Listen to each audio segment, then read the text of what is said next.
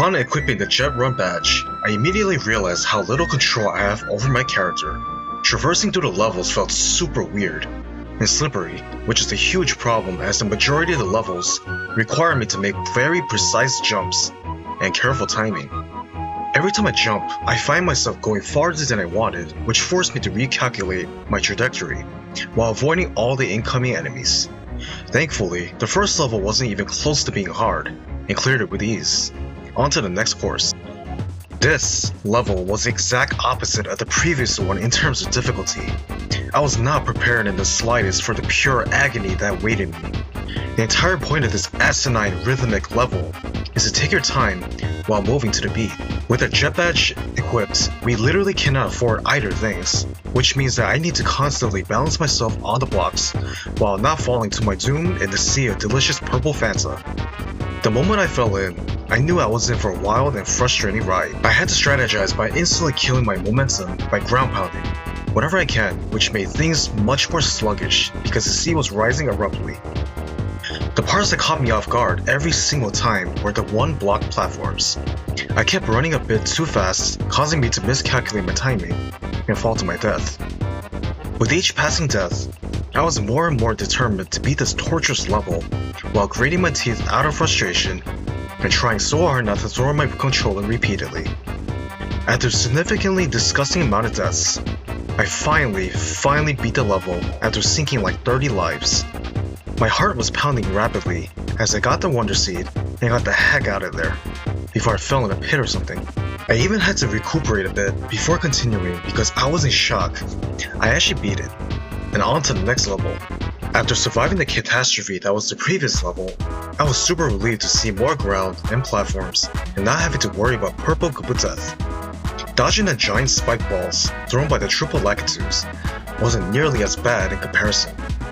We entered a top-down perspective, and all we really had to do was dodge every obstacle and waiting for them to open up the path. This one was by being patient more than anything. However, I was getting a tiny bit nervous as I kept getting hit by the ball, and I used up all my power-ups available and tried to rush ahead to end the level already. Thankfully, that happened quickly. On to the next level. The moment I realized this was going to be a groundless level, I knew this was going to be insanely frustrating. This is pretty much the opposite of the last one in terms of environment. My problem was that I gained momentum in the air even when I'm not pushing forward. I had to constantly shift back and forth repeatedly just to stay in one spot, and the lack of platforms was making this crazy difficult. The Wonder Flower section worsened this problem tenfold by having the screen rise as well as retracting poles that actively try to avoid me. After managing to get to the end, I kept getting pushed back by the purple balloonfish, and my heart skipped a beat because I thought I was gonna die. Thankfully, my badge prevents me from falling for 2 seconds, which helped me gain some distance and snatch the seed. I was so over this one and ready to move on to harder and more hair-yanking levels. What do you get when you combine spikes, super tight passageways, lack of power-ups, and blind and uncontrollable speed? An awful time, of course. These mushroom enemies and donut platforms almost made me quit the challenge altogether.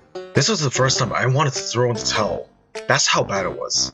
I had to essentially memorize the entire level by spinning in the air to temporarily stop my momentum. I even had to go back and stock on my power-ups for extra hits. However, there was literally no time to use my saved power-up because I had to keep pressing the button to activate while dodging this hothead on the platform. I used it but ended up dying anyways.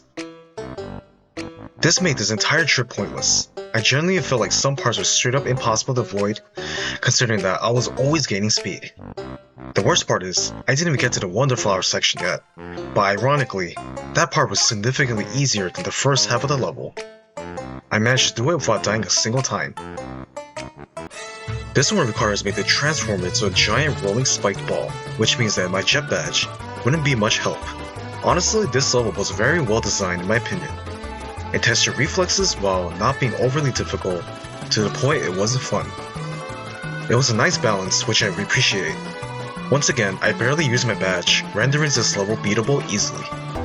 Just like the last one, this one is another level in which our badge is useless, meaning that we need to beat it by normal means.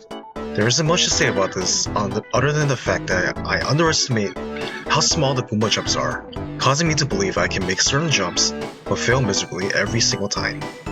It took me quite a number of tries, but it was manageable. Just when I thought it can't get any more difficult, the game slaps me hard across the face with an even more thrashing level. That just goes to show that auto-scrollers and high-speed running do not get along. Getting power-ups is an absolute necessity, but struggled to keep them as I kept getting bombarded by waves of bullet bills and stinging piranhas. I tried my hardest to maintain my balance, while bouncing back and forth at high speed, and shifting past multiple waves of enemies. I realized that if I wanted any chance of clearing the stage, I need to be quick on my feet, but not that quick, and not hesitate. The level itself isn't that bad, it's the fact that I keep charging off the edge, giving me many heart attacks with each passing death. I was gaining slightly more progress as I kept learning from my mistakes. Eventually, I got through with only one hit to spare, and held my breath the entire time, and almost got dizzy, but we made it. We arrive at the long-awaited final level of the game. The final level doesn't count because we are forced to use other badges, which defeats the purpose of this challenge, and we are met with an item block which will prove to be very useful during this run. Upon starting the very first section with the moving pipe, I severely underestimated how difficult this level was going to be. First and foremost, the birds kept messing with me, as well as the bubbles which launched me upwards, touching the poison and dying. I was forced to be in a crouch mode the entire time to maintain my speed, but literally couldn't stay still because of the badge. The more I failed this, the more I felt like losing hope. Whenever I accidentally exited crouch mode, I found myself sliding 100 miles per hour into the poison, which catches me off guard every single time. After dying like 50 times in a row, I finally reached the halfway point of the level, where it wasn't nearly as hard as the first section. However, when I got to the giant spring enemies, I find myself getting hit very often, and resulting in having to do this entire thing all over again. Thankfully, I passed that part and had to crouch jump from missile to missile, which is super nerve-wracking to do.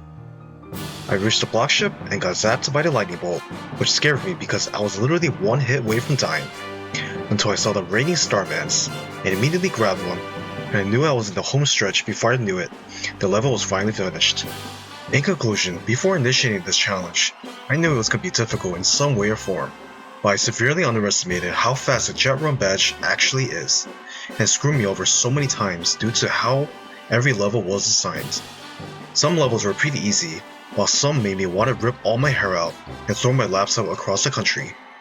Seriously, I do not recommend anyone trying this challenge out for themselves unless they want to go crazy. It made for an interesting twist on the game, however, and the fact that badges exist to influence the difficulty of the game is amazing. Thank you for watching. Please like and subscribe for more.